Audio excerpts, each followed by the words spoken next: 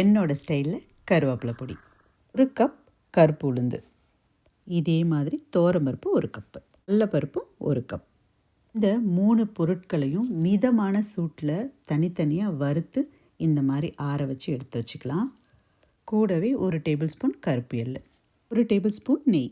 கட்டி பெருங்காயத்தை இந்த நெய்யில் வறுத்துட்டு பொரிஞ்சதை நம்ம எடுத்து தனியாக வச்சுக்கலாம். அதே நெய்யில் 10 வரமிளகாய், அது நல்லா வறுத்துட்டு நல்லா உப்பி வரும். அந்த சமயத்தில் நம்ம எடுத்துடலாம். ஸ்டவ்வை மீடியம் ஹீட்லேயே வச்சு பண்ணுங்கள், இல்லை லோ ஹீட்டில் வச்சுக்கோங்க. மிளகு 1 டேபிள் ஸ்பூன், ஜீரகம் 1 டேபிள் ஸ்பூன்.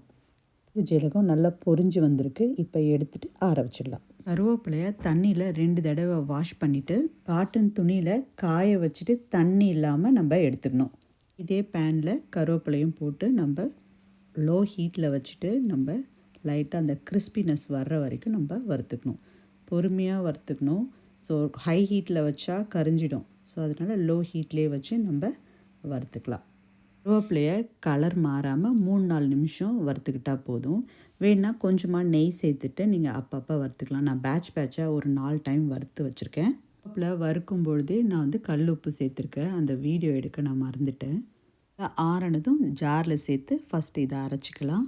இந்த மாதிரி கொரன்னு அரைச்சிட்டு அடுத்து கருவேப்பிலை சேர்த்துக்கலாம்.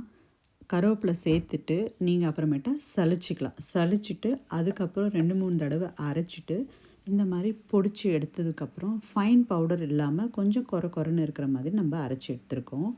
இது வந்து சாதத்தோட, இட்லி மேலே தூவி சாப்பிடலாம், தோசை மேலே போட்டு சாப்பிடலாம். வீட்டில் குழம்பே இல்லைன்னா இந்த பொடியை வச்சு அட்ஜஸ்ட் பண்ணிக்கலாம். மறக்காம சர்ப்ரைஸ் பண்ணுங்க. தேங்க்யூ.